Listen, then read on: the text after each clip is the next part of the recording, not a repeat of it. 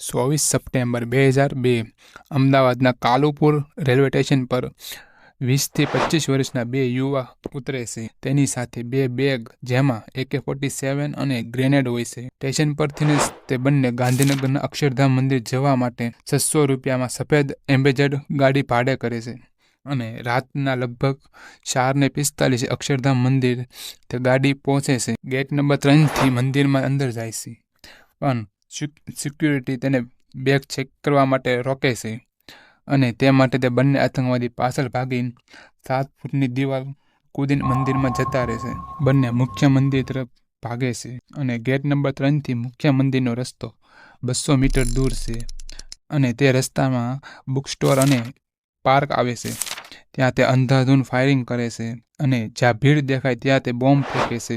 એ જ ભાગદોડની વચ્ચે એક સુમિત્રા નામની મહિલા તે તેના બંને છોકરા લઈને એક્ઝિટ ગેટ તરફ ભાગે છે અને આતંકવાદી તેના પગમાં ગોળી મારી દે છે. બંને આતંકવાદી સુમિત્રાની પાસે આવે છે. સુમિત્રા આતંકવાદીના પગમાં પડીને રોવા માંડે છે. તોય આતંકવાદી તેના બંને 3 થી 4 વર્ષના છોકરાને મારી નાખે છે અને તે બંને આતંકવાદી મુખ્ય મંદિર તરફ જાય છે. જ્યારે મુખ્ય મંદિરમાં લગભગ 35 જણા અંદર હતા. મંદિરથી થોડીક જ તે દૂર મંદિરના સુપરવાઇઝર ખુરસિંહ જાદવ આતંકવાદીને આવતા જોઈને તે મંદિરનો મેન ગેટ બંધ કરવા માટે દોડ મૂકે છે. આતંકવાદી તેને જોઈ જાય છે અને ગોળી મારે છે. સુપરવાઇઝરના પગમાં તે ગોળી વાગી જાય છે. તે છતાં એ મેન ગેટ બંધ કરી દે છે અને મંદિરમાં 35 લોકોની જાન બચાવી લે છે. અને ત્યારે જ તે મંદિરના મેન પૂજારી વિશ્વવિહારી સ્વામી ગુજરાતના CM નરેન્દ્ર મોદીને ફોન કરે છે અને આતંકી હુમલાની જાણ કરે છે. નરેન્દ્ર મોદી દિલ્હી લાલકૃષ્ણ અડવાણીને ફોન કરે છે અને એનર્જી કમાન્ડોને જલ્દીથી જલ્દી અક્ષરધામ પહોંચવાનું કહે છે. અને આ જ ભાગદોડમાં લગભગ 5:30 થઈ જાય છે અને ત્યાં સુધીમાં 300થી પણ વધારે ભક્ત બહાર ભાગી જાય છે. કોક મંદિરમાં હંતાઈ જાય છે, યા તો કોક એક્ઝિબિશન હોલમાં વયા જાય છે. આતંકીને કોઈ ઈઝી ટાર્ગેટ ન મળવા આતંકી પણ આગ બબૂલા થઈ જાય છે. ત્યારે જ તે આતંકીની નજર એક્ઝિબિશન હોલ એક ઉપર પડે છે, જેનું મેન ગેટ તો બંધ કરી દીધું હતું, પણ તેનું એક્ઝિટ ગેટ બંધ કરવાનું ભૂલી ગયા હતા. તે આતંકી એક્ઝિટ ગેટથી અંદર જાય છે અને અંધાધૂંધ ફાયરિંગ શરૂ કરી દે છે. તેને જે દેખાય છે તે બધાને મારી નાખે છે અને એક્ઝિબિશન હોલ 1ના ગાર્ડ હરિધરિયાને તે પકડે છે અને ઉપર જવાનો રસ્તો પૂછે છે અને તે ગાર્ડ તે બંને આતંકીને ઉપર લઈ જાય છે. આતંકી માટે એ પરફેક્ટ જગ્યા હતી, કેમ કે ચારો દિશા પર નજર રાખી શકે અને ત્યાં સુધીમાં ગુજરાત પોલીસ, BSF, CRF, SCFની યુનિટ આવી જાય છે અને તે મંદિરની ચારો દિશાથી ઘેરી લે છે. તે લોકો બધા ભક્તને સેફલી બહાર કાઢે છે. ત્યાં સુધીમાં 7:30 થઈ જાય છે અને અંધારું પણ થઈ ગયું હતું. તે આતંકી છત ઉપરથી નીચે ઉતરે છે અને મંદિરના દક્ષિણ દિશા બાજુ આસોપાલવનો બહુ મોટો બગીચો હતો, તેમાં હંતાઈ જાય છે, કેમ કે એના લાઇટ નહોતી અને અંધારું હતું. એટલે ત્યાં સુધીમાં 10:10 દિલ્હીથી એનર્જી કમાન્ડો આવી જાય છે અને તે લોકો ઓપરેશન વજ્ર શક્તિ શરૂ કરે છે. અને તેને લીડ કરતા હતા બ્રિગેડિયર રાજ સીતાપતિ. એનર્જીના 35 બ્લેક કમાન્ડો અને તેની સાથે રેપિડોના action force, border security force and anti terrorist squad બધા ચારેય બાજુ આતંકીને ગોતે છે.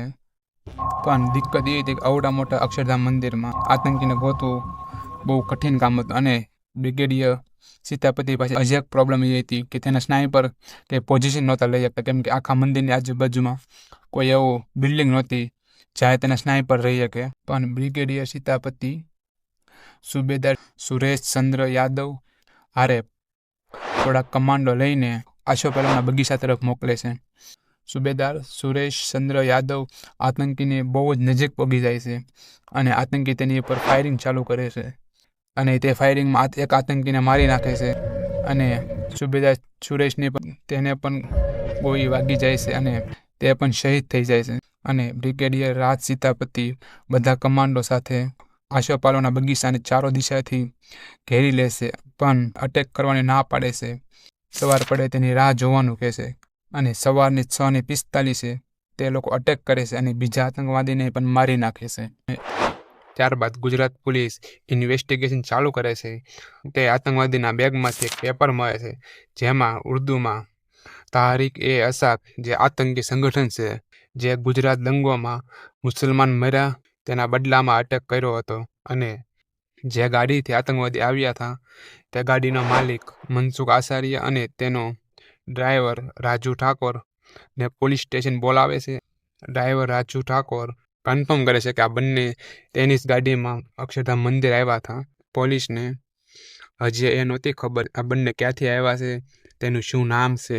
અટેકના 3 જ દિવસ પછી પાકિસ્તાની ન્યૂઝપેપરમાં એક શોક સંદેશમાં બે માણસોના નામ સાથે ફોટો આવે છે. જ્યારે તે ફોટોને આતંકવાદીના ફોટો સાથે મેચ કરે છે ત્યારે તે મેચ થઈ જાય છે. પોલીસને બંને આતંકવાદીનું નામ મોહમ્મદ અમજદ અને હફીઝ યાદવ હતું, જે બંનેનો સંબંધ જૈશ એ મોહમ્મદ અને લશ્કર-એ-તૈયબા સાથે હતો, જેને પહેલા મુંબઈ અટેક અને પાર્લામેન્ટ અટેક કર્યા હતા. એટલે ગુજરાત પોલીસ આ કેસને એન્ટી ટેરરિસ્ટ કોર્ટને ટ્રાન્સફર કરી દે છે. 1 વર્ષ પછી 29 ઓગસ્ટ 2003 ગાંધીનગરની પોલીસ AR કૌશિક જે ઇન્ટરવ્યૂ આપે છે કે ગુજરાતના અલગ અલગ વિસ્તારથી 5 લોકોને પકડે છે, જે લોકોએ આતંકવાદીની મદદ કરી હતી.